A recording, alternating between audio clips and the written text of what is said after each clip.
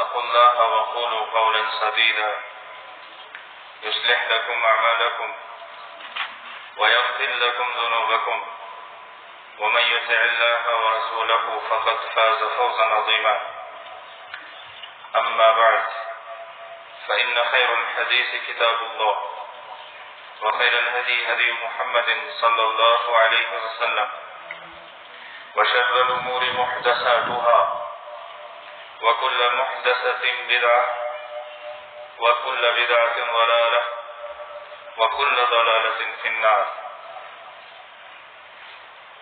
قال الله سبحانه وتعالى واذكروا الله في أيام معلومات واذكروا الله في أيام معدودات فمن تعجل في يومين فلا إثم عليه ومن تأخر فلا إثم عليه لمن اتقى واتقوا الله واعلموا أنكم إليه تحشرون. عن عقبة بن عامر رضي الله تعالى عنه قال قال رسول الله صلى الله عليه وسلم يوم عرفة ويوم النحر وأيام التشريق عيدنا أهل الإسلام وهي أيام أكل وشرب. رواه أبو داود والترمذي والنسائي. اللهم صل على محمد وعلى آل محمد كما صليت على إبراهيم وعلى آل إبراهيم إنك حميد مجيد. اللهم بارك على محمد وعلى آل محمد كما باركت على إبراهيم وعلى آل إبراهيم إنك حميد مجيد. ربنا اغفر لنا ولإخواننا الذين سبقونا بالإيمان ولا تجعل في قلوبنا غلا للذين آمنوا ربنا إنك رؤوف رحيم. اللهم اغفر للمؤمنين والمؤمنات والمسلمين والمسلمات الأحياء منهم والأموات إنك غافر الذنوب والخطايا برحمتك يا أرحم الراحمين. ربنا لا تجعلنا فتنة للقوم الظالمين ونجنا برحمتك من القوم الكافرين. اللهم انصر الإسلام والمسلمين وذلل الكفر والكافرين. اللهم إنا نجعلك في نحورهم ونعوذ بك من شرورهم. اللهم إنا نجعلك في نحورهم ونعوذ بك من شرورهم. اللهم إنا نعوذ بك من البرص والجنون والجذام ومن سيء الأسقام. اللهم إنا نعوذ بك من جهد البلاء ودرك الشقاء وسوء القضاء وشماتة الأعداء.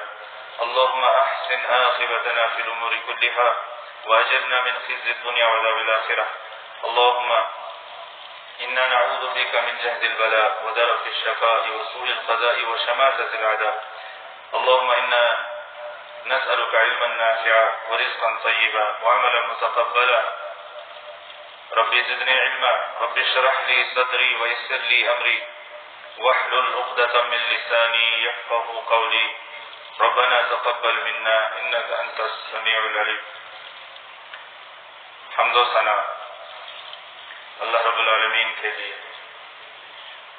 جس نے ہمیں یہ عظیم الشان دن عطا فرمایا اور جس اللہ رب العالمین نے ہمیں اس عظیم الشان دن کے اندر اپنے مقدس اور محترم گھر میں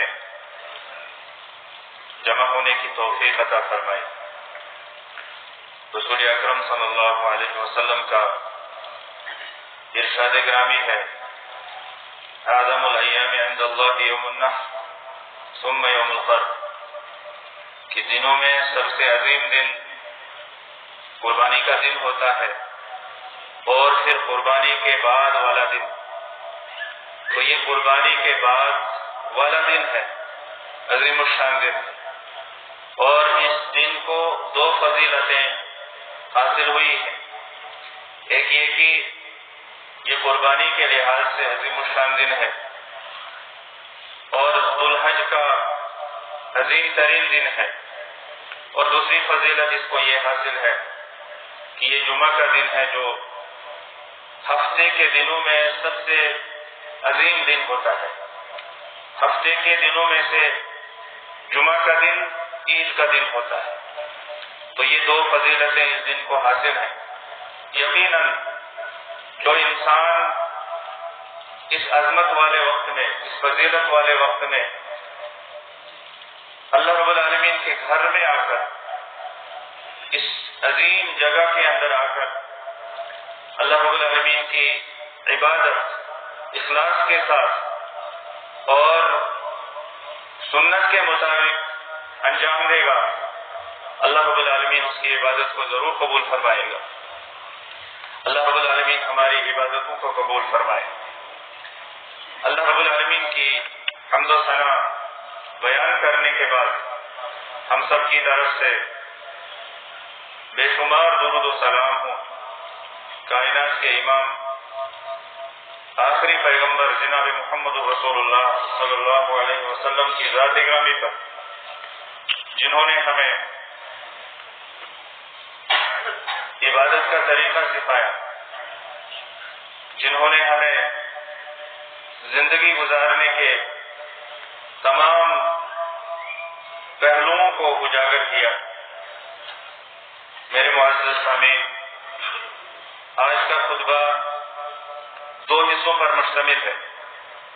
پہلے حصے میں آپ حضرات کے سامنے میں قربانی کے جانور کی کچھ شرطیں بیان کروں گا، یعنی قربانی کے جانور میں کون سے عیب نہیں ہونے چاہیے، اور اسی کے ساتھ ساتھ میں یہ بھی بیان کروں گا کہ قربانی کرنے والے کے اندر کیا شرطیں ہونی چاہیے، یعنی قربانی کرنے والے کے اندر کون سے عیب نہیں ہونے چاہیے، اس لیے کہ ہمارا دھیان قربانی کے جانور کی طرف رہتا ہے کہ قربانی کے جانور میں یہ عیب نہیں ہونا چاہیے، یہ عیب نہیں ہونا چاہیے، یہ خامی نہیں ہونی چاہیے، اور قربانی کرنے والا اپنے عیبوں کو نہیں دیکھتا کہ میرے اندر بھی یہ عیب نہیں ہونے چاہیے، تب جا کر میری قربانی قبول ہوگی۔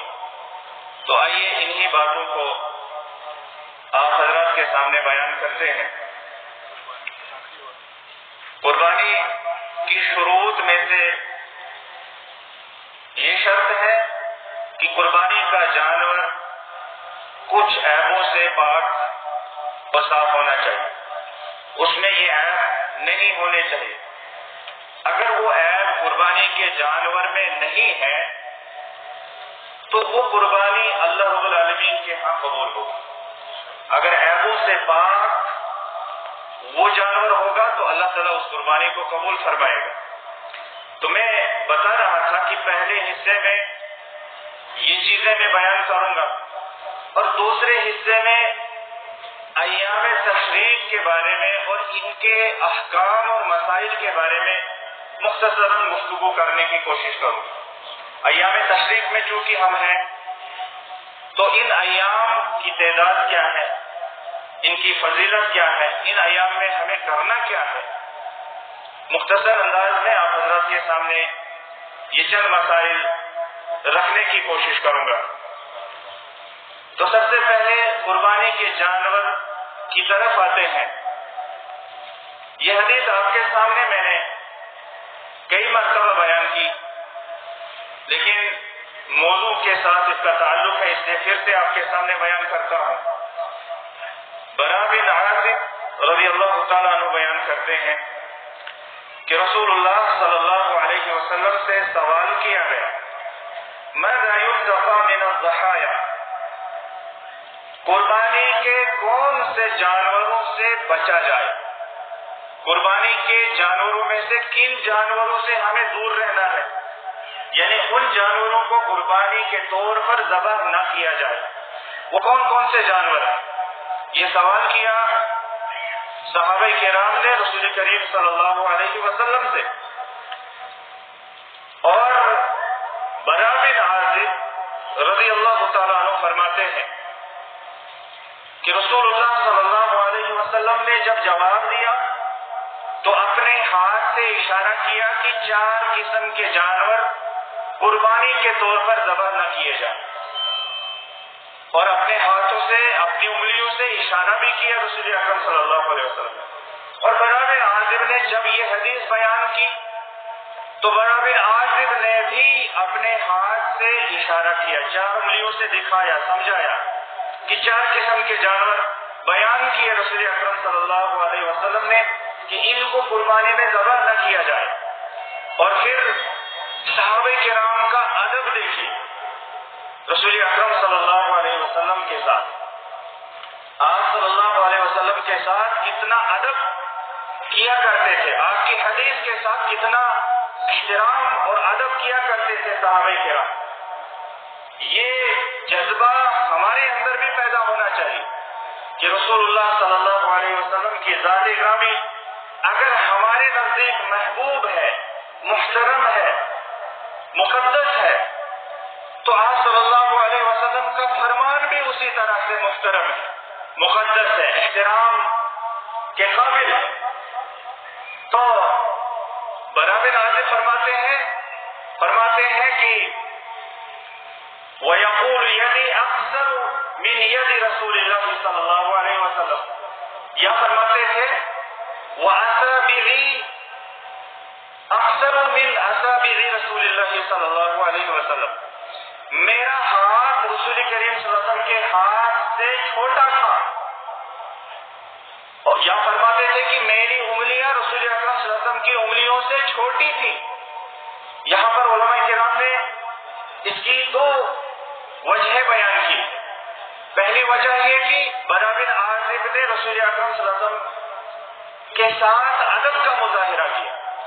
اگرچہ برا بن عازب کا ہاتھ بڑا تھا رسول اکرم صلی اللہ علیہ وسلم کے ہاتھ سے، یا رسول اکرم صلی اللہ علیہ وسلم کی انگلیوں سے برا بن عازب کی انگلیاں بڑی تھی یا برابر تھی، پھر بھی ادب کا تقاضا یہ ہے کہ رسول اکرم صلی اللہ علیہ وسلم سے بڑھ کر کوئی نہیں، نہ ہاتھ میں، نہ انگلیوں میں، نہ ذات میں، نہ صفات میں، نہ اخلاق میں، نہ کسی بھی چیز کے اندر رسول اکرم صلی اللہ علیہ وسلم سے بڑھ کر کوئی نہیں. تو یہ اشارہ دیا، یہ بہترین ادب سکھایا برا بن عازب نے.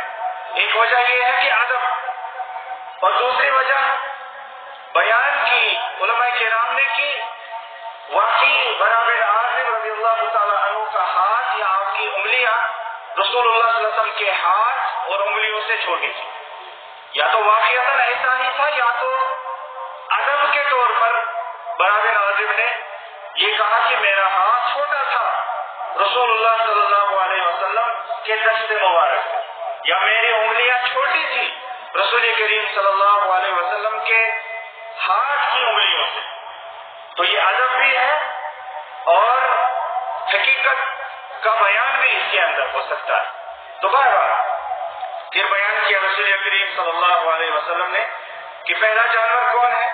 فرمایا الارجاء والبین ذلعها، ایسا لنگڑا جانور جس کا لنگڑا پن ظاہر ہو، دور سے لگتا ہے کہ یہ لنگڑا جانور ہے، جب وہ چلتا ہے تو لنگڑاتا ہے، لنگڑاتے ہوئے وہ چلتا ہے.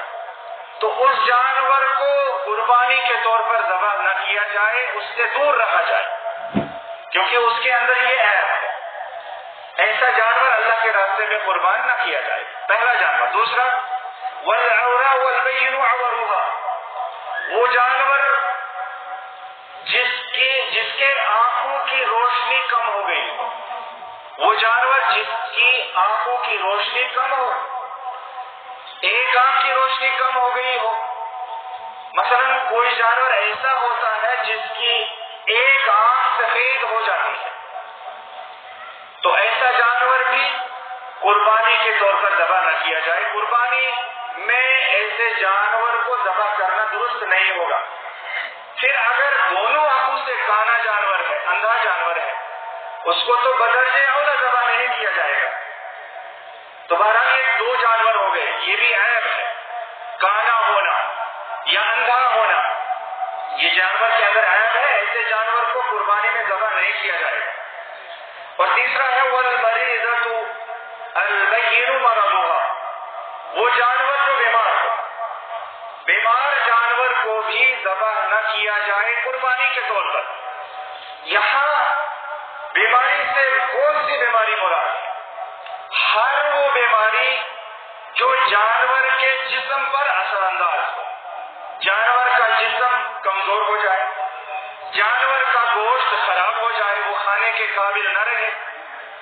تو ایسی بیماری اگر جانور کو لگی ہے، اور بعض علماء کرام اور فقہاء نے لکھا ہے کہ ایسی بیماری جس اس بیماری کا ٹھیک ہونا اب ممکن نہیں، تو ایسے جانور کو بھی قربانی کے طور پر ذبح نہ کیا جائے۔ تو یہ 3 جانور ہو گئے، 3 عیب ہو گئے جو جانور میں نہیں ہونے چاہیے، اس کو ہم پھر قربانی کے طور پر ذبح کر سکتے ہیں۔ اور چوتھا ہے وَالْأَجْفَاءُ الَّتِي لَا تُنْقِي، اور وہ جانور جو بالکل لاغر اور کمزور جانور جس کی ہڈی میں گودا بھی باقی نہ رہا، تو کمزور جانور بھی اللہ کے راستے میں قربان نہ کیا جائے، ذبح نہ کیا جائے قربانی کے طور پر۔ یہ حدیث امام مالک نے موطا کے اندر لائی ہے اور امام نسائی نے، اور الفاظ کے اندر تھوڑا سا فرق ہے، مفہوم ایک جیسا ہے۔ تو یہ جانور کے اندر عیب ہے جن کو ہم لوگ دیکھتے ہیں، پرکھتے ہیں، چیک کرتے ہیں کہ ایسا جانور کہیں ہم ذبح نہ کر لیں قربانی میں جس کے اندر کوئی عیب ہو۔ اس کے علاوہ اور بھی بہت ساری شرطیں ہیں، بہت سارے عیب بیان کیے گئے ہیں احادیث کے اندر۔ یہ موٹے موٹے عیب ہیں جو جانور کے اندر بالکل بھی نہیں ہونے چاہیے۔ تو جانور کو ہم دیکھتے ہیں، لیکن ہم قربانی کرنے والے لوگ اپنے آپ کو نہیں دیکھتے، ہمارے اندر بھی کوئی ایسا عیب نہ ہو، تب جا کر ہماری قربانی قبول ہو۔ آئیے ہم اب وہ چیز سنتے ہیں کہ قربانی کرنے والے میں کون سا عیب نہیں ہونا چاہیے تاکہ اس کی قربانی قبول ہو، اللہ تعالیٰ اس کی قربانی کو قبول فرمائے۔ تو پہلا جو عیب ہے جو ہمیں اپنے اندر دیکھنا ہے، لوگوں کو دیکھنا چاہیے کہ کہیں یہ عیب ہمارے اندر تو نہیں ہے، اس لیے کہ کہیں نہ کہیں سے یہ عیب کسی انسان کے اندر پیدا ہو جاتا ہے۔ اور وہ عیب کیا ہے، یا کس عیب سے ایک انسان کو، ایک مسلمان کو بچنا چاہیے، وہ عیب اس کو اپنے سے دور کرنا چاہیے، تب جا کر اس کی قربانی قبول ہوگی۔ اور یہ صرف قربانی کے لیے نہیں ہے، قربانی ایک مثال ہے، یہ نماز کے لیے بھی ہے، یہ روزوں کے لیے بھی ہے، یہ زکوٰۃ کے لیے بھی ہے۔ کوئی بھی عبادت جو ہم دل سے یا زبان سے یا جسم سے ادا کرتے ہیں، اس کے لیے یہی شرط ہے کہ اس انسان کے اندر وہ عیب نہیں ہونا چاہیے، اس عیب سے وہ پاک و صاف ہونا چاہیے۔ بہت اہم ہے، اس لیے ہم اس کو بیان کریں گے کہ ایک مسلمان کفر سے، شرک سے، نفاق سے اور ہر اس چیز سے پاک ہو جو اس کو دین اسلام سے خارج کر دیتی ہے۔ ان تمام چیزوں سے اگر ایک مسلمان پاک اور صاف ہے، کفر سے پاک ہے اور شرک سے پاک ہے، نفاق سے پاک ہے، نفاق اعتقاد میں جو نفاق ہے اس سے پاک ہے، یا اس طرح کی بہت ساری چیزیں ہیں جو ایک انسان کو دین اسلام سے نکال دیتی ہے، دین اسلام سے خارج کر دیتی ہے، جیسے اللہ کا مذاق اڑانا یا رسول کریم صلی اللہ علیہ وسلم کا مذاق اڑانا، کتاب اللہ کا مذاق اڑانا، کتاب اللہ کی ایک آیت یا ایک صبر یا ایک نقطے کا مذاق اڑانا یا اس کے بارے میں شک کرنا، تو یہ بھی انسان کو دین اسلام سے خارج کر دیتا ہے۔ تو اگر ایسی چیزیں انسان کے اندر ہیں تو اس کی کوئی عبادت قبول نہیں ہوگی، قربانی کیا، کوئی بھی عبادت اس کی قبول نہیں، اور اگر وہ ان عیبوں سے پاک ہے تو اس کی عبادتیں قبول، اس کی قربانی بھی قبول۔ تو بہرحال اللہ رب العالمین نے فرمایا من کان یرید الحیات الدنیا وزینتہا، تم میں سے جو دنیاوی زندگی چاہتا ہے اور دنیاوی زندگی کی یہ خوبصورتی، اس کی زیب و زینت، اس کی سجاوٹ جس کو چاہیے، یعنی جس کو صرف دنیا کا ارادہ ہے، دنیا کمانے کا ارادہ ہے، دنیا بسانے کا ارادہ ہے، آخرت کا خیال نہیں، وہ جو بھی کرتا ہے، چاہے قربانی کرتا ہے، چاہے نماز پڑھتا ہے، چاہے کوئی اور عبادت کرتا ہے، لیکن مقصد اس کا یہ ہے کہ دنیا بننی چاہیے، دنیا خوش ہونی چاہیے، دنیا والے اچھا کہنے چاہیے۔ اگر یہ ہے، یہ مطلب ہے، یہ مقصد ہے، تو اللہ تعالیٰ نے فرمایا نوفی الیہم اعمالہم فیہا، تو دنیا میں ہی ہم ان کے اعمال کا بدلہ دے دیں گے. انہوں نے جو بھی اعمال کیے دنیا میں، قربانی، نماز، روزہ، زکوٰۃ، صدقہ، جو بھی کیا، ہم ان اعمال کا بدلہ ان کو دنیا میں دے دیں گے اور پورا پورا دے دیں گے. وَهُمْ فِيهَا لَا يُبْخَسُونَ، اور اس میں ان کو کوئی کمی بھی نہیں کی جائے گی. دنیاوی شہرت مل جائے گی، دنیاوی اقتدار مل جائے گا، دنیا میں جو چاہیے وہ مل جائے گا. لیکن فرمایا اللہ رب العالمین نے اولئک الذین لیس لہم فی الآخرۃ الا النار، ایسے لوگوں کے لیے آخرت میں آگ کے سوا کچھ نہیں ہوگا، جو صرف دنیا چاہتے ہیں اپنے اعمال سے. یعنی وہ اس عبادت کے اندر دنیا کو ملا لیتے ہیں، اس عبادت کے اندر وہ کسی کو شریک بنا لیتے ہیں، کسی کا خوش ہونا، کسی کا ناراض ہونا، یہ چیزیں وہ اس میں داخل کر لیتے ہیں. تو پھر انجام یہ ہوگا دنیا میں تو وہ چیز مل جائے گی لیکن آخرت کے لیے کچھ نہیں بچے گا. دنیا میں پورا پورا مل جائے گا، آخرت کے لیے کچھ نہیں بچے گا. فرمایا آخرت کے لیے، آخرت میں ان کے لیے آگ کے سوا کچھ باقی نہیں بچتا، آخرت میں آگ ہی آگ ہوگی.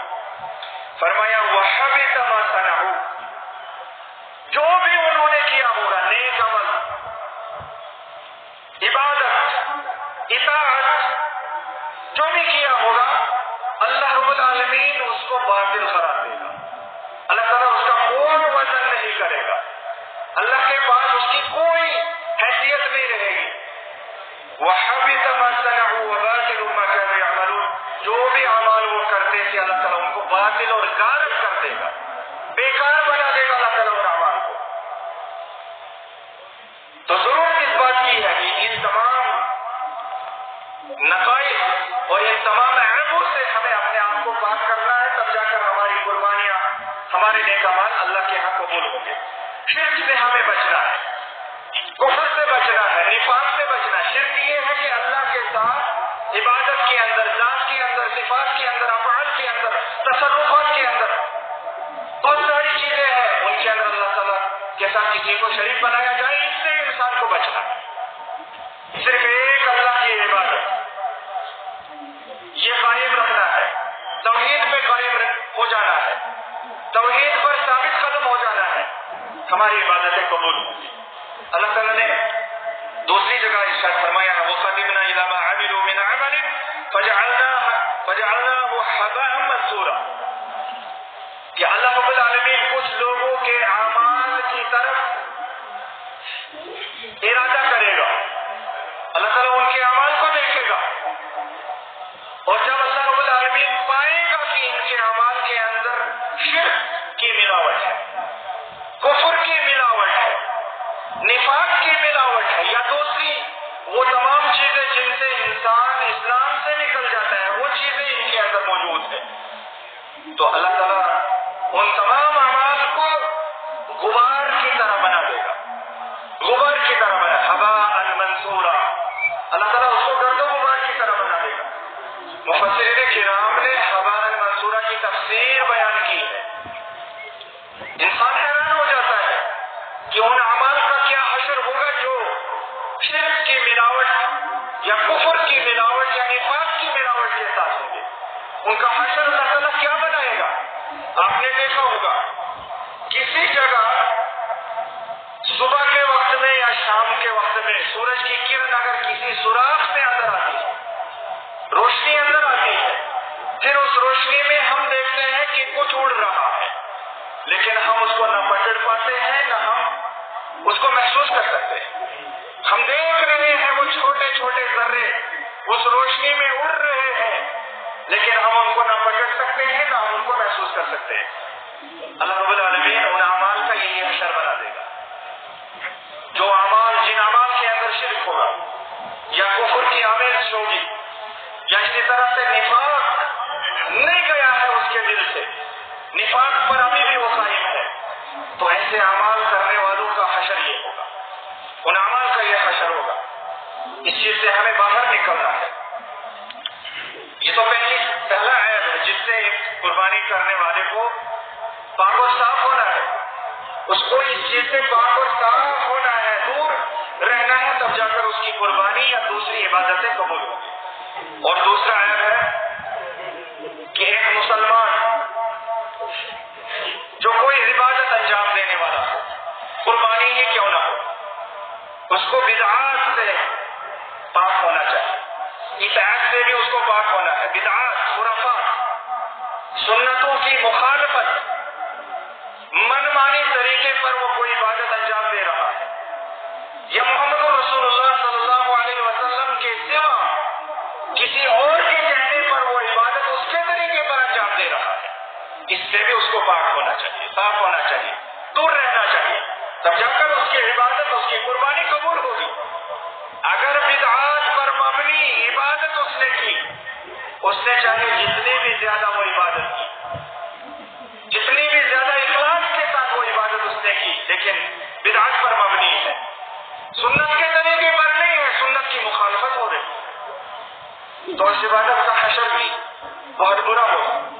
اللہ رب العالمین نے سورہ کہف کے اندر ارشاد فرمایا ہے، سورہ کہف کی آیت نمبر 103 اور 105، آیت نمبر 103 سے 105 کے اندر اللہ تعالیٰ نے فرمایا، قُلْ هَلْ نُنَبِّئُكُم بِالْأَخْسَرِينَ أَعْمَالًا، اے محمد صلی اللہ علیہ وسلم آپ لوگوں سے کہہ دیجئے کیا ہم آپ کو ان لوگوں کے بارے میں نہ بتائیں، ان لوگوں کے بارے میں خبر نہ دیں جو عمل کے اعتبار سے خسارے میں رہیں گے۔ عمل ہے، ایسا نہیں ہے کہ عمل نہیں ہے اس کے پاس، عبادت نہیں ہے اس کے پاس، اس نے عبادت نہیں کی، عمل نہیں کیا، ہاں عمل کیا اس نے، عبادت بھی کی، لیکن عمل کا جو انجام ہے، عبادت کا جو انجام ہے وہ یہ ہے کہ وہ خسارے میں رہے گا، خسارے میں جائے گا، نقصان اٹھائے گا، عبادت کرنے کے بعد بھی، عمل کرنے کے بعد بھی، محنت کرنے کے بعد بھی، تھکنے کے بعد بھی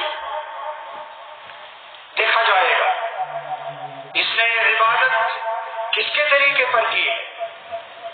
اگر محمد رسول اللہ صلی اللہ علیہ وسلم کے طریقے پر کی ہوگی تو اجر ملے گا، کامیاب ہوگا، اگر نہیں کی ہوگی تو ناکام ہوگا، اجر نہیں ملے گا۔ اللہ تعالیٰ نے فرمایا اعمال کے اعتبار سے یہ لوگ خسارے میں جائیں گے، نقصان میں جائیں گے، گھاٹے میں جائیں گے، ان کا بہت بڑا لاس ہوگا، بہت زیادہ لاس ہوگا۔ دنیا میں تھکا دیا اپنے آپ کو، یہ پیشانی رگڑی سجدوں میں، لیکن انجام کچھ بھی نہیں ہے، نتیجہ کچھ بھی نہیں ہے، دیکھا جائے گا۔ یہ باتیں ہمیں یاد رکھنی چاہیے۔ تو اللہ تعالیٰ نے فرمایا وَهُمْ يَحْسَبُونَ أَنَّهُمْ يُحْسِنُونَ صُنْعًا، دنیا میں وہ یہ خیال کرتے رہے، یہ گمان کرتے رہے، اس زعم باطل میں رہے وہ لوگ دنیا میں کہ وہ تو نیک عمل کر رہے، وَهُمْ يُحْسِنُونَ صُنْعًا، بہترین عمل کر رہے، دنیا میں یہی سوچا کہ بہترین عمل ہے، ثواب کا کام ہے، لیکن اللہ رب العالمین جب اس کو ترازو میں ڈالے گا تو وہاں اس کا کوئی وزن ہی نہیں ہوگا، کوئی وزن نہیں ہوگا۔ اللہ تعالیٰ نے بیان فرمایا اولئک الذین کفروا بآیات ربہم، اصل میں انہی لوگوں نے اللہ تعالیٰ کی آیات کا انکار کیا ہے، ولقائہ، اور اللہ تعالیٰ کے ساتھ ملاقات کا انہوں نے انکار کیا ہے، فحبطت اعمالہم، ان کے اعمال بیکار ہو جائیں گے، ان کے اعمال باطل ہو جائیں گے، ان کے اعمال مٹ جائیں گے، ختم ہو جائیں گے، ان کے وہ دنیا میں کیے ہوئے اعمال کا کوئی فائدہ نہیں ہوگا۔ اللہ تعالیٰ فرمایا فَلَمْ نُقِيمُ لَهُمْ يَوْمَ الْقِيَامَةِ وَزْنًا، ان کے اعمال کا کیا وزن کیا جائے گا، ان کے اعمال کا وزن ہی نہیں ہوگا، ان کے اعمال وزن کے قابل ہے ہی نہیں، ترازو میں رکھے جائیں گے تو کیا رکھا جائے، وہاں تو کچھ ہے ہی نہیں، کچھ باقی بچا ہی نہیں ہے، بدعت کی وجہ سے، سنت کی مخالفت کی وجہ سے، منہج اور طریقے کی مخالفت کی وجہ سے کچھ باقی بچا ہی نہیں ہے، تو وزن کس چیز کا ہوگا؟ تو یہ عیب بھی ہے جس سے انسان کو بچنا ہے، تب جا کر قربانی قبول ہوگی یا باقی عبادات اللہ رب العالمین قبول فرمائے گا۔ اللہ تعالیٰ نے فرمایا سورہ غاشیہ کے اندر، آپ بھی پڑھتے ہیں عاملۃ ناصبہ تصلی نارا حامیہ، اللہ رب العالمین نے لوگوں کو بتایا حل اتاک حدیث الغاشیہ، رسول کریم صلی اللہ علیہ وسلم کو خطاب کیا گیا، کیا آپ کے پاس چھا جانے والی کی خبر آئی؟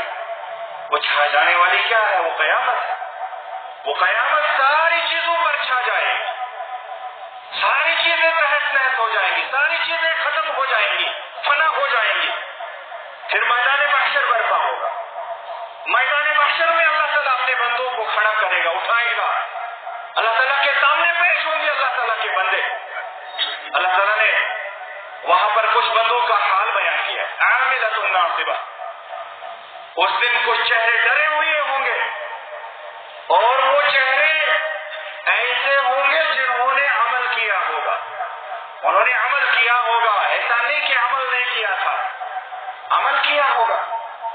ناصبہ، اور انہوں نے وہ چہرے والے جو ہوں گے، یہ چہرے جو ڈرے ہوئے چہرے ہوں گے، انہوں نے عمل کیا ہوگا، اپنے آپ کو عمل کر کر کے تھکا بھی دیا ہوگا، بہت زیادہ تھکا دیا ہوگا عمل کر کر کے. لیکن حاضر کیا ہوا؟ اللہ تعالیٰ نے فرمایا تصلی نارا حامیہ، عمل جب کیا تو آگ میں جائے گا کیوں؟ اللہ تعالیٰ نے فرمایا آگ میں چلے جائیں گے یہ چہرے والے، یہ ڈرے ہوئے چہرے والے آگ میں چلے جائیں گے، جہنم میں پہنچ جائیں گے. کیوں؟ عمل بھی کیا تھا، تھکا بھی دیا تھا اپنے آپ کو، لیکن پھر بھی جہنم میں جائیں گے، آگ میں جائیں گے. کیوں ایسا ہوگا؟ ایسا اس لیے ہوگا کہ ان کے اعمال محمد رسول اللہ صلی اللہ علیہ وسلم کی شریعت کے مطابق نہیں ہوئے ہوں گے. عمر بن خطاب رضی اللہ تعالیٰ عنہ نے ایک جگہ دیکھا کہ ایک پادری اپنے عبادت خانے سے باہر نکل رہا ہے اور اس کے ماتھے پر، اس کی پیشانی پر سجدے کا نشان بھی لگا ہوا ہے. عمر بن خطاب رونے لگے. ساتھیوں نے پوچھا آپ رو کیوں رہے ہیں اس پادری کو دیکھ کر، اس عبادت گزار بندے کو دیکھ کر آپ رو کیوں رہے؟ تو عمر بن خطاب رضی اللہ تعالیٰ عنہ نے یہی آیت تلاوت فرمائی کہ یہی ہے وہ پیشانیاں جنہوں نے عبادتیں بھی کی، سجدے بھی کیے، اپنے آپ کو تھکا بھی دیا، لیکن تصلی نارا حامیہ، پھر آخر کا جہنم میں جائیں گے. اس لیے کہ انہوں نے جو بھی سجدے کیے، جو بھی عبادتیں کی، جو بھی راتوں کو قیام کیا، محمد رسول اللہ صلی اللہ علیہ وسلم کی شریعت کے مطابق نہیں کیا، اسلام کو فالو نہیں کیا، کسی اور کے طریقے کو فالو کیا، اس لیے ان کا انجام یہ ہوگا. تو اس عیب سے پاک ہونا ہے، قربانی قبول ہوگی، ساری عبادتیں قبول ہوگی اللہ رب العالمین کے دربار میں انشاءاللہ تعالی. اور ایک عیب جس سے ایک انسان کو بچنا ہے، ہم سب پر لازم ہے کہ ہم اس کو غور سے سنیں اور ہم اپنے آپ کو بدلنے کی کوشش کریں. اور وہ عیب ہے بے نمازی ہونا. بے نمازی کا عمل بھی اللہ رب العالمین قبول نہیں کرتا، بے نمازی کا عمل اللہ رب العالمین قبول نہیں فرماتا. محمد رسول اللہ صلی اللہ علیہ وسلم کا ارشاد مبارک ہے بین الرجل و بین الکفر والشرک ترک الصلاۃ، آدمی اور مشرک اور کافر کے درمیان نماز کا فرق ہے. اگر نماز پڑھی تو وہ مسلمان ہے، اس کے اعمال قبول. اگر نماز چھوڑ دی، نماز ترک کر دی، تارک الصلاۃ بن گیا، تو اس کے اعمال قبول نہیں ہوں گے. وہ کافروں میں سے ہے، وہ مشرکوں میں سے. اقیموا الصلاۃ ولا تکونوا من المشرکین، یہ اللہ رب العالمین نے فرمایا ہے. نمازیں قائم کرو، وہ مشرکوں میں سے مت بنو. معلوم ہوا کہ نماز چھوڑنا مشرکوں میں سے بننا ہے. اس چیز سے بھی ہمیں دور رہنا ہے. یہ عیب بھی ہمارے اندر نہیں ہونا چاہیے. قربانی قبول ہوگی، عمل قبول ہوگا، عبادت قبول ہوگی، اطاعت قبول ہوگی، دعا قبول ہوگی، ساری چیزیں اللہ تعالیٰ قبول فرمائے گا. بے نمازی کا یہ جو عیب ہے، یہ ہمیں اپنے آپ سے دور کرنا ہے. یہ عیب بھی نہیں ہونا چاہیے. محمد رسول اللہ صلی اللہ علیہ وسلم نے ایک اور حدیث کے اندر ارشاد فرمایا ہے، ترمذی، نسائی، ابن ماجہ کے اندر حدیث ہے، فرمایا رسول کریم صلی اللہ علیہ وسلم نے العہد الذی بیننا وبینہم الصلاۃ فمن ترکھا فقد کفر. اللہ اکبر، کتنی عظیم بات کی محمد رسول اللہ صلی اللہ علیہ وسلم. ہمیں ہوش کے ناخن لینے چاہیے. یہ حدیث سننے کے بعد بھی اگر ہم نماز پڑھنا شروع نہ کریں، نماز کی پابندی نہ کریں، تو پھر ہمارے اعمال کا کیا مطلب رہ جاتا ہے؟ ہماری باقی عبادتوں کا کیا مطلب رہ جاتا ہے؟ فرمایا وہ ایگریمنٹ، وہ عہد و پیمان جو ہمارے اور ان کے درمیان ہے، وہ نماز ہے. اور جس نے نماز چھوڑ دی، اس نے کفر کیا، وہ ان کے ساتھ مل گیا. اس کا مسلمانوں کے ساتھ کون سا تعلق رہ جاتا ہے؟ فرق فرق کرنے والی چیز نماز ہے. اسلام اور کفر کے درمیان، اسلام اور شرک کے درمیان نماز فرق کرتی ہے. جب نماز ہی نہیں ہوئی تو فرق کیا رہے گا؟ پھر کوئی فرق باقی نہیں رہتا ہے. لہذا نمازی بننا ہے، اس کے بعد قربانی اللہ رب العالمین قبول فرمائے گا. نمازی کی اللہ رب العالمین قربانی کو قبول فرماتا ہے. علماء کرام نے مسئلہ بیان کیا ہے کہ اگر 7 آدمی ایک جانور کے اندر جمع ہوتے ہیں قربانی کرنے کے لیے، ایک بڑے جانور سے 7 آدمی شریک ہوئے، ایک حصہ 7 کو وہاں پر اس جانور میں ہے، تو اگر ان میں سے ایک بے نمازی بھی شامل ہوا تو سب کی قربانی ضائع ہو گئی، سب کی قربانی ضائع ہو جاتی ہے. لہذا ہمیں ہوش کے ناخن لینے چاہیے. پھر بھی اگر ہم نماز نہ پڑھیں اور یہاں سے ہم قربانیاں کرتے رہیں، یہاں سے ہم بہت سارے دوسرے نیک اعمال کرتے رہیں، اللہ رب العالمین کے ہاں ایسے اعمال کا کوئی فائدہ نہیں ہو. بنیاد توحید ہے، بنیاد نماز ہے، اس کے بعد سارے اعمال اللہ رب العالمین قبول فرمائے گا. لہذا یہ چیزیں ہمیں دیکھنی ہے اور ان عیبوں سے ہمیں اپنے آپ کو پاک کرنا ہے. اللہ تعالیٰ قربانیاں قبول فرمائے گا. آخری بات اس تعلق سے میں یہ بتانا چاہتا ہوں کہ جو قربانی کرنے والا ہے اس کے اندر یہ عیب بھی نہیں ہونا چاہیے کہ وہ جو جانور قربان کر رہا ہے وہ حرام مال سے اس نے خریدا ہے. فقہاء نے، علماء نے مسئلہ بیان کیا ہے کہ قربانی کے جانور کے لیے شرط یہ ہے کہ وہ جانور اس مالک کا اپنا ہو، وہ اس کی ملکیت ہو، کسی کا حق نہ دبایا ہو، تب جا کر اس کی قربانی قبول ہوگی. اگر اس نے حرام طریقے سے مال لیا ہے یا چوری سے کہیں سے جانور اس نے اٹھا کر لایا ہے، کہیں سے نکال کر لایا ہے، اس کے بعد اس کو قربان کرتا ہے تو وہ قربانی قبول نہیں ہوگی، وہ قربانی قبول نہیں ہوگی. جانور کا حلال ہونا، حلال مال سے خریدا گیا ہونا یہ ضروری ہے، تب جا کر قربانی قبول ہوگی. تو قربانی کرنے والے کو اپنے اندر یہ چیز دیکھنی چاہیے کہ میرے اندر یہ عیب تو نہیں ہے کہ میں جو قربانی کر رہا ہوں یہ حرام مال کی ہے یا حرام طریقے سے لایا ہوا جانور ہے. اگر یہ چیز ہے تو قربانی قبول نہیں ہے، اور اگر اس چیز سے وہ پاک ہے، اس عیب سے وہ مبرہ ہے تو اللہ تعالیٰ اس کی قربانی کو قبول فرمائے گا. محمد رسول اللہ صلی اللہ علیہ وسلم نے ارشاد فرمایا، صحیح مسلم کی روایت ہے، ابو ہریرہ اس کے راوی ہے، ان اللہ طیب لا یقبل الا طیبا. اللہ رب العالمین پاک ہے اور اللہ تعالیٰ پاک کو ہی قبول فرماتا ہے. اللہ تعالیٰ پاک اور حلال کو ہی قبول فرماتا ہے. دوسری حدیث کے اندر فرمایا رسول کریم صلی اللہ علیہ وسلم نے، مسلم کے اندر یہ حدیث بھی ہے، لا يقبل اللہ صدقة من غلول. اللہ رب العالمین خیانت سے حاصل کیے ہوئے مال کا صدقہ قبول نہیں فرماتا ہے. خیانت کے مال سے کیا ہوا صدقہ اللہ تعالیٰ قبول نہیں فرماتا ہے. جو صدقہ قبول نہیں ہوا تو قربانی کہاں سے قبول ہوگی؟ قربانی بھی قبول نہیں. صدقہ بھی عبادت ہے، قربانی بھی عبادت ہے. تو اللہ تعالیٰ پاک اور حلال کو قبول کرتا ہے، اور جو اپنی محنت سے انسان نے کمایا ہے، حاصل کیا ہے، اس کو اللہ تعالیٰ قبول فرمائے گا. جو لوگوں کا حق کھا کر یا حرام طریقے سے کسی نے کوئی مال حاصل کیا ہے، اس میں سے اللہ کے راستے میں وہ خرچ کرتا ہے، اللہ تعالیٰ اس کو قبول نہیں فرمائے گا.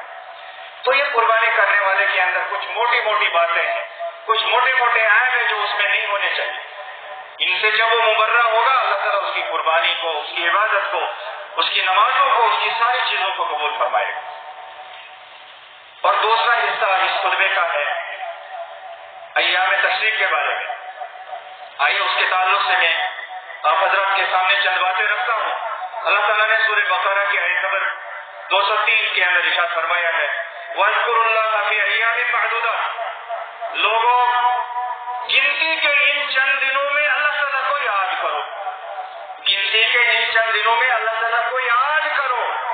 فَمَن تَعَجَّلَ فِي يَوْمَيْنِ. اللہ تعالیٰ نے حاجیوں کو خطاب کیا ہے، جو لوگ حج میں ہوتے ہیں، مینا میں ہوتے ہیں، ان سے اللہ تعالیٰ نے فرمایا فَمَن تَعَجَّلَ فِي يَوْمَيْنِ فَلَا إِثْمَ عَلَيْهِ. جس حاجی نے 2 دن مینا میں گزار کر کنکریاں مارنے کے بعد مکہ کو چلا گیا تو اس پر کوئی گناہ نہیں. 11 اور 12 ذوالحج کو جس حاجی نے مینا میں تینوں جگہ کنکریاں ماری اور اس کے بعد مکہ چلا گیا، اس پر کوئی گناہ نہیں. اور فرمایا اللہ تعالیٰ نے وَمَنْ تَأَخَّرَ فَلَا إِثْمَ عَلَيْهِ، اور جس حاجی نے تیسرے دن بھی مینا میں قیام کیا، یعنی 13 ذوالحج کو بھی مینا میں قیام کیا، تینوں جگہ کنکریاں ماری اور اس کے بعد وہ مکہ چلا گیا، اس پر بھی کوئی گناہ نہیں. اس آیت سے معلوم ہوتا ہے کہ یوم النحر یعنی قربانی کے دن کے بعد جو ایام تشریق ہیں وہ تین 11 ذوالحج، 12 ذوالحج اور 13 ذوالحج. اس کو اللہ تعالیٰ نے قرآن مجید کی اس آیت کے اندر صراحتاً بیان کیا. تو یہ 3 دن ایام تشریق کہلاتے ہیں. اور رسول کریم صلی اللہ علیہ وسلم نے ارشاد فرمایا، اس سے پہلے میں عبداللہ بن عباس رضی اللہ تعالیٰ عنہ کی تفسیر بیان کرتا ہوں جو انہوں نے اس آیت کی روشنی میں بیان کی ہے. فرمایا الایام المعدودات ایام التشریق، ایام معدودات سے مراد ایام تشریق ہے، یعنی گنتی کے یہ چند دن، وہ یوم عرفہ، یوم نحر اور 3 ایام تشریق، یہ 5 دن ایام معدودات کہلاتے ہیں. یہ 5 دن ایام معدودات کہلاتے ہیں. عبداللہ بن عباس رضی اللہ تعالیٰ عنہما بیان فرماتے ہیں والایام المعلومات ایام العشر، اور سورہ حج کی آیت کے اندر جو ایام معلومات کہا گیا ہے اس سے مراد ذوالحج کے پہلے 10 دن، اس سے ذوالحج کے پہلے 10 دن مراد ہے جو معلوم 10 دن. اور یہ حدیث امام بخاری کے اندر صیغہ جزم کے ساتھ معلقاً لائی ہے. عقبہ بن عامر رضی اللہ تعالیٰ عنہ بیان کرتے ہیں کہ رسول اللہ صلی اللہ علیہ وسلم نے فرمایا یوم عرفہ، عرفہ کا دن یعنی 9 ذوالحج، ویوم النحر، اور قربانی کا دن 10 ذوالحج. فرمایا وایام التشریق، اور ایام تشریق، یہاں پر جمع کا لفظ استعمال کیا محمد رسول اللہ صلی اللہ علیہ وسلم نے. فرمایا ایام تشریق، تشریق کے یہ دن، اگر 2 ہی دن ہوتے تو رسول اکرم صلی اللہ علیہ وسلم فرماتے یوم التشریق، تثنیہ کا صیغہ استعمال کرتے. ایسا نہیں فرمایا رسول کریم صلی اللہ علیہ وسلم، فرمایا ایام التشریق، یوم عرفہ الگ، یوم النحر الگ، اور پھر فرمایا ایام التشریق، ایام تشریق یہ 3 دن. فرمایا عیدنا، یہ سارے دن ہماری عید ہے. یوم عرفہ سے ہی ہماری عید شروع ہو جاتی، یہ سارے دن ہماری عید کے دن ہیں، اہل اسلام یعنی مسلمانوں کی عید کے دن ہے. فرمایا وہی ایام اکل و شرب، اور یہ ایام کھانے پینے کے دن. اللہ رب العالمین نے نوازا ہے، دیا ہے حلال میں سے، ہمیں اس کو کھانا اور پینا چاہیے، اللہ کا شکر ادا کرنا چاہیے اور اللہ تعالیٰ کو یاد رکھنا چاہیے. یہ حدیث امام ابو داؤد نے، امام ترمذی نے، امام نسائی رحمہم اللہ جمیعا نے اپنے سنن میں لائی ہے. نبی شاہ الوزلی رضی اللہ تعالیٰ عنہ بیان فرماتے ہیں کہ رسول اللہ صلی اللہ علیہ وسلم نے ارشاد فرمایا ایام التشریق ایام اکل و شرب و ذکر اللہ، رواہ مسلم. فرمایا یہ ایام تشریق، یہ 10 ذوالحج کے بعد والے 3 دن 11، 12 اور 13، یہ سارے دن کھانے پینے کے دن ہے اور اللہ کو یاد کرنے کے دن ہے. اللہ اکبر، اللہ اکبر، اللہ اکبر، لا الہ الا اللہ واللہ اکبر، اللہ اکبر وللہ الحمد، اللہ اکبر کبیرا والحمد للہ کثیرا وسبحان اللہ بکرۃ وعصیلا. جبیر بن مطعم رضی اللہ تعالیٰ عنہ بیان کرتے ہیں کہ رسول اللہ صلی اللہ علیہ وسلم نے ارشاد فرمایا عرفہ کلھا موقف، میدان عرفات سارا کا سارا حاجی کے ٹھہرنے کی جگہ ہے. حاجی میدان عرفات میں جہاں بھی ٹھہرے اس کے لیے وہاں ٹھہرنا جائز ہے اور اس کا وہاں ٹھہرنا کافی ہے، جہاں بھی ٹھہرنا چاہیے، لیکن میدان عرفات کی باؤنڈری کے اندر ہونا چاہیے. فرمایا وایام التشریق کلھا ذبح، اور ایام تشریق سارے کے سارے ذبح کے دن ہیں، قربانی کے دن ہیں. 11، 12 اور 13 ذوالحج تک قربانی بھی کی جا سکتی ہے، تکبیرات کو بھی پڑھا جا سکتا ہے، تکبیرات بھی پڑھنی ہے، قربانی بھی کرنی ہے. جبیر بن مطعم رضی اللہ تعالیٰ عنہ بیان فرماتے ہیں کہ رسول اللہ صلی اللہ علیہ وسلم نے ارشاد فرمایا کل عرفہ موقف، عرفہ کا سارا میدان موقف ہے، ٹھہرنے کی جگہ ہے، رکنے کی جگہ ہے. وارفعوا عن عرنہ، لیکن حاجیوں یاد رکھنا وادی عرنہ سے دور رہنا. وادی عرفہ کے میدان میں ایک وادی ہے، اس وادی میں نہیں ٹھہرنا ہے، وادی سے آگے جانا ہے اور میدان میں جا کر ٹھہرنا ہے۔ فرمایا ہوا وَكُلُّ مُزْدَلِفَةَ مَوْقِفٌ، اور مزدلفہ کا سارا جو علاقہ ہے وہ حاجی کے ٹھہرنے کی جگہ ہے، جہاں بھی حاجی ٹھہرے، پڑاؤ ڈالے، ڈیرا ڈالے، اس کے لیے جائز ہے۔ فرمایا وَارْفَعُوا عَنْ مُحَسِّرٍ، لیکن وادی محسر سے دور رہنا، وادی محسر میں نہ ٹھہرنا، یہ فرمان ہے محمد رسول اللہ صلی اللہ علیہ وسلم کا۔ فرمایا وَكُلُّ فِجَاجِ مِنَا مَنْحَرٍ، اور مینا کی ہر گھاٹی، مینا کی ساری جگہیں قربانی ذبح کرنے کی جگہ ہے۔ مینا میں جہاں بھی حاجی قربانی کر سکتا ہے، اس کے لیے جائز ہے۔ فرمایا وفی کل ایام التشریق ذبح، اور ایام تشریق کے سارے دنوں میں ذبح کیا جا سکتا ہے۔ یہ محمد رسول اللہ صلی اللہ علیہ وسلم کا فرمان ہے۔ ابن حبان نے اس کو اپنی صحیح میں لایا ہے اور صحیح بھی کرا دیا ہے، امام البانی نے بھی اس حدیث کو صحیح کرا دیا ہے۔ عمر بن عبدالعزیز رحمہ اللہ فرماتے ہیں الاضحیٰ ویوم النحر وثلاثة ایام بعدہ، یوم الاضحیٰ اور اس کے بعد 3 دن یہ ایام تشریق۔ عمر بن عبدالعزیز رحمہ اللہ فرماتے ہیں، اس کو امام بیہقی نے اپنی سنن کبریٰ میں روایت کیا ہے۔ ابو سعید رضی اللہ تعالیٰ عنہ اور ابو ہریرہ رضی اللہ تعالیٰ عنہ بیان کرتے ہیں رسول کریم صلی اللہ علیہ وسلم نے ارشاد فرمایا ایام التشریق کلھا ذبح، رواہ البیہقی فی السنن الکبریٰ، کہ ایام تشریق سارے کے سارے ذبح کے دن ہیں۔ سنن کبریٰ کے اندر امام بیہقی نے اس کو لایا ہے۔ اور ابن عمر رضی اللہ تعالیٰ عنہما بیان کرتے ہیں، آخری بات، آخری مسئلہ یہ ایام تشریق کے تعلق سے آپ کے سامنے بیان ہو رہا ہے کہ ان ایام کے اندر ذکر اللہ کرنا ہے، اللہ تعالیٰ کو یاد کرنا ہے، تکبیرات کو پڑھنا ہے، نمازوں کے بعد بھی اور نمازوں کے علاوہ جہاں بھی انسان ہو تکبیرات کو جاری رکھنا ہے، تکبیرات کو پڑھتے رہنا ہے۔ اللہ اکبر، اللہ اکبر، اللہ اکبر، لا الہ الا اللہ، واللہ اکبر، اللہ اکبر، وللہ الحمد۔ عبداللہ بن عمر رضی اللہ تعالیٰ عنہ بیان کرتے ہیں لم یرخص فی ایام التشریق ان یسمن الا لمن لم یجد الہدی، رواہ البخاری۔ فرمایا ایام تشریق میں روزہ رکھنے کی رخصت نہیں دی گئی۔ اگر کوئی انسان چاہے کہ میں ان ایام کے اندر روزہ رکھوں گا، اجر اور ثواب کماؤں گا، یہی سنت کی مخالفت ہے، اس کا روزہ قبول نہیں ہوگا۔ اسلام تو یہ ہے، اسلام دلیل کا محتاج ہوتا ہے، تو دلیل یہ بتاتی ہے کہ ان ایام کے اندر روزہ نہیں رکھا جائے گا، کھایا پیا جائے گا، اللہ کو یاد کیا جائے گا، اللہ کو یاد کرنا ہے۔ ان ایام کے اندر روزے کی رخصت نہیں دی گئی ہے، روزہ رکھنے کی اجازت نہیں دی گئی ہے۔ ہاں اگر کوئی حاجی حج میں ہے اور اس کے پاس قربانی ذبح کرنے کے لیے پیسہ نہیں ہے، جانور نہیں خرید سکتا، تو اس کے لیے پھر جائز ہے کہ اگر وہ ایام تشریق میں روزہ رکھنا شروع کر دے تو وہ رکھ سکتا ہے، لیکن باقی لوگوں کے لیے ان دنوں میں روزہ رکھنے کی اجازت نہیں ہے۔ اور رسول اللہ صلی اللہ علیہ وسلم نے واضح فرما دیا ایام اکل و شرب، کھانے پینے کے دن ہے، و ذکر اللہ، اور اللہ کو یاد کرنے کے دن ہے، لہذا ان سنتوں پر ہمیں عمل کرنا چاہیے۔ اللہ تعالیٰ ہمیں توفیق عطا فرمائے، اللہ رب العالمین کہنے سننے سے زیادہ ہمیں عمل کرنے کی توفیق عطا فرمائے، اللہ رب العالمین ہمیں سنتوں کا متبع بنائے، اللہ تعالیٰ ہمیں بدعتوں سے نجات دے، اللہ تعالیٰ ہمیں بدعتوں سے اجتناب کرنے کی توفیق اور ہمت عطا فرمائے، اللہ رب العالمین ہمیں توحید پر قائم و دائم رکھے، اللہ تعالیٰ ہمیں توحید پر ثابت قدم رکھے اور توحید کو سمجھنے کی توفیق عطا فرمائے، اللہ تعالیٰ ہماری قربانیوں کو قبول فرمائے، اللہ تعالیٰ ہماری تمام عبادتوں کو قبول